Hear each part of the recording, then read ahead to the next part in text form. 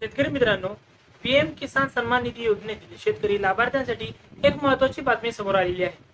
पुढील हप्ता वितरणाआधी जास्तीत जास्त शेतकऱ्यांना पात्र करण्यासाठी शासनाने विविध उपाययोजना राबवल्या आहेत. कृषी विभाग आणि महसूल विभागाच्या माध्यमातून शेतकऱ्यांना केवायसी आणि ॲग्रीस्टॅग नोंदणी पूर्ण करण्यासाठी 15 जून 2025 पर्यंत मुदतवाढ देण्यात आलेली आहे. शेतकरी मित्रांनो, 31 मे 2025 पूर्वी ज्या शेतकऱ्यांनी ॲग्रीस्टॅग वर नोंदणी केली होती आणि केवायसी प्रक्रिया पूर्ण केली होती त्यांची यादी तयार करण्यात आलेली होती. या शेतकऱ्यांना पुढील हप्त्यासाठी पात्र मानण्याची कार्यवाही पूर्ण करण्यात आली होती, परंतु मोठ्या प्रमाणावर शेतकऱ्यांनी अजूनही या प्रक्रिया पूर्ण केल्या नसल्याचे निरीक्षणास आलेले आहे. सध्याच्या आकडेवारीनुसार 20% अधिक लाभार्थी अजूनही ॲग्रीस्टॅग वर नोंदणी करण्याच्या प्रतीक्षेत आहेत. हे एक चिंताजनक प्रमाण आहे, कारण या नोंदणीशिवाय शेतकऱ्यांना योजनेचा लाभ मिळणार नाही. तसेच बऱ्याच शेतकऱ्यांची केवायसी प्रक्रिया अजूनही बाकी आहे. केवायसी नो युअर कस्टमर ही प्रक्रिया पीएम किसान योजनेसाठी अत्यंत महत्त्वाची आहे. या प्रक्रियेतून शेतकऱ्यांची वैयक्तिक माहिती, बँक खात्याची माहिती आणि जमिनीची माहिती तपासली जाते. केवायसी पूर्ण केल्याशिवाय कोणत्याही शेतकऱ्याला या योजनेचा लाभ मिळणार नाहीये.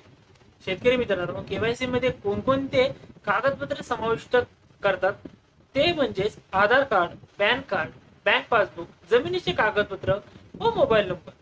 शेतकरी मित्रांनो, तुम्हाला एक प्रश्न पडला असेल की ॲग्रीस्टॅग म्हणजे काय? ॲग्रीस्टॅग हे भारत सरकारचे एक डिजिटल प्लॅटफॉर्म आहे, जे शेतकऱ्यांची सर्व माहिती एकत्रित ठेवते.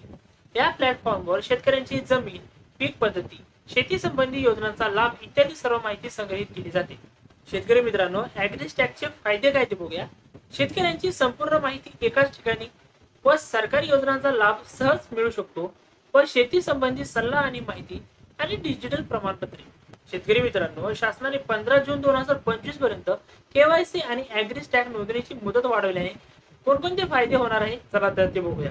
शेतकरी मित्रांनो, अधिक लाभार्थी समावेश, योजनेचा व्यापक प्रसार व डिजिटल साक्षरता वाढ. म्हणजेच या मुदतवाढीमुळे जे शेतकरी अजूनही या प्रक्रिया पूर्ण करू शकलेले नाहीत त्यांना संधी मिळेल व अधिक शेतकरी योजनेचा लाभ घेऊ शकतील आणि सरकारचे उद्दिष्ट पूर्ण होईल. या प्रक्रियेतून शेतकऱ्यांची डिजिटल साक्षरता वाढेल.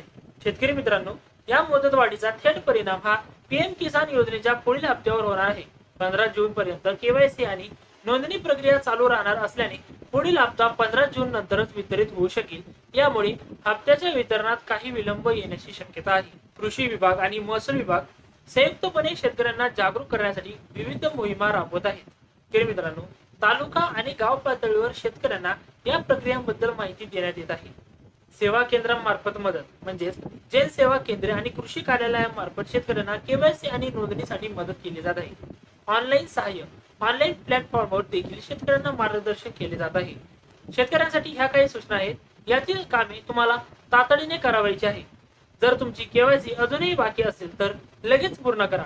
ॲग्रीस्टॅग वर नोंदणी करा आणि जवळच्या कृषी कार्यालयाशी संपर्क साधा व आवश्यक दस्तऐवज तयार ठेवा. शेतकरी मित्रांनो, केवायसी पूर्ण करण्याची प्रक्रिया कशी ते बघूया. पीएम किसान योजनेच्या अधिकृत वेबसाईटवर जा. केवायसी सेक्शन निवडा. आधार नंबर टाका. ओटीपी द्वारे तपासणी करा.